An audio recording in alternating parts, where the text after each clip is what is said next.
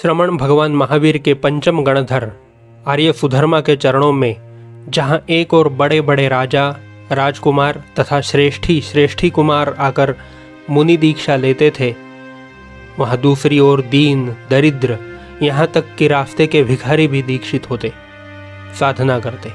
इसी श्रृंखला में एक बार राजगृह का एक दीन लकड़हारा भी विरक्त होकर मुनि बन गया। साधना के क्षेत्र में तो आत्मा की ही परख होती है, देह, वंश और कुल की नहीं। एक बार महामात्य अभय कुमार सामंतों के साथ वन विहार के लिए जा रहे थे कि मार्ग में वही लकड़हारा मुनि भिक्षा के लिए नगर में प्रवेश करते हुए सामने से मिल गए। अभय कुमार ने घोड़े से नीचे उतरकर मुनि के चरणों में भक्तिभाव से विनम्र वंदना की। घूमकर उसने पीछे देखा तो सामंत लोग कनखियों में हंस रहे थे। सामंत ही नहीं, आसपास के दूसरे अन्य नागरिक भी मजाक के मूड में थे। महामंत्री अभय कुमार ने सामंतों के हंसने का कारण जान लिया। फिर भी उसने पूछा तो एक सामंत ने व्यंग्यपूर्वक कहा, मगध का महामंत्री किस राजर्षि के चरणों में सर झुका रहा है, जो कल तक दर दर की ठोकरें खाने वाला एक दीन लकड़हारा था, आज वही बहुत बड़ा त्यागी बन गया। धन्य हो। इतना गजब का त्याग उसने किया है कि मगध के महामंत्री भी अश्व से नीचे उतरकर प्रणाम कर रहे हैं। यह कितनी प्रसन्नता की बात है। सामंत के शब्दों में तीखा व्यंग था, त्याग का उपहास था। अभय कुमार को उक्त संस्कारहीन परिहास पर रोष तो आया, परंतु उसके प्रबुद्ध विवेक ने मधुर मुस्कान की मुद्रा में उस रोष को भीतर ही भीतर पी लिया।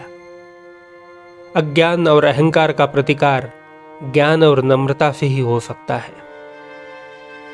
अभय कुमार इस बात को जानते थे कि सामंत ने मगध के महामंत्री का उपहास नहीं किया, किंतु ज्ञातपुत्र महावीर की क्रांतिकारी त्याग परंपरा का उपहास किया है। भोग का कीड़ा त्याग की ऊंचाई की कल्पना करे भी तो कैसे करे। एक गंभीर और अर्थपूर्ण मुस्कुराहट के साथ अभय कुमार आगे बढ़ गए। सब लोग वन विहार का आनंद लेकर अपने अपने महलों में लौट आए। दूसरे दिन महामंत्री ने राजसभा में एक एक कोटि स्वर्ण मुद्राओं के 3 ढेर लगवाए और खड़े होकर सामंतों से कहा, जो व्यक्ति जीवन भर के लिए कच्चे जल का उपयोग, अग्नि का उपयोग और स्त्री सहवास का त्याग करे, उसे मैं ये 3 कोटि स्वर्ण मुद्राएं उपहार में दूंगा। सभा में सन्नाटा छा गया। उपस्थित सभी सामंत एक दूसरे के मुंह को ताकने लगे। कितना कठिन है, एक सामंत ने कहा। इन तीनों के त्याग का मतलब है एक तरह से जीवन का ही त्याग। फिर तो साधु ही न बन गए, और तब इन स्वर्ण मुद्राओं का क्या करेंगे? एक दूसरे सामंत ने पास में बैठे सामंत से कहा। सभी से कोई उत्तर नहीं मिला। महामंत्री फिर खड़े हुए और धीर गंभीर स्वर में बोले, लगता है हमारे वीर सामंत एक साथ 3 बड़ी शर्तों को देखकर अचकचा गए हैं। अच्छा, तो उनके लिए एक विशेष सुविधा की घोषणा किए देता हूं। तीनों में से किसी एक ही प्रतिज्ञा करने वाले को भी स्वर्ण मुद्राएं दी जा सकती हैं। फिर भी सभा में सन्नाटा छाया रहा। कोई भी वीर सामंत महामंत्री की इस नर्म की गई शर्त को भी स्वीकार करने का साहस नहीं कर सका। महामंत्री ने सभा पर गंभीर दृष्टि डाली। क्या कोई व्यक्ति यह साधारण सा त्याग करने का साहस भी नहीं कर सकता?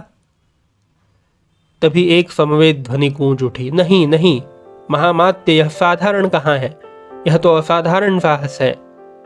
एक ही वस्तु का संपूर्ण त्याग का अर्थ है जीवन की समस्त सुख सुविधाओं का, आमोद प्रमोदों का त्याग। कितना असाधारण। सामंतों के सिर नकार में हिल रहे थे। तो फिर सामंतों, जिस व्यक्ति ने इन तीनों का त्याग किया हो वह कितना महान और कितना वीर योद्धा होगा आध्यात्मिक साधना क्षेत्र का। अति महान, अति वीर। अवश्य ही वह अत्यंत कठिन एवं असाधारण साहस का कार्य करने वाला है। उसका त्याग महान है। एक साथ कई ध्वनियां गूंज उठी। वीर सामंतों, हमने कल जिस मुनि को नमस्कार किया वह इन तीनों को ही नहीं बल्कि ऐसे अनेक असाधारण उग्र व्रत तथा प्रतिज्ञाओं का पालन करने वाला वीर है, त्यागी है। उसके पास भोग के साधन भले ही अल्प रहे हों, पर भोग की अनंत इच्छाओं को उसने जीत लिया है। त्याग का मानदंड राजकुमार या लकड़हारा नहीं हुआ करता, व्यक्ति के मन की सच्ची विरक्ति हुआ करती है। महामंत्री के विश्लेषण पर सामंत मौन थे, साथ ही प्रसन्न भी। कई झुके हुए चेहरों पर पश्चाताप की निर्मल रेखाएं भी प्रस्फुटित होती देखी महामात्य ने।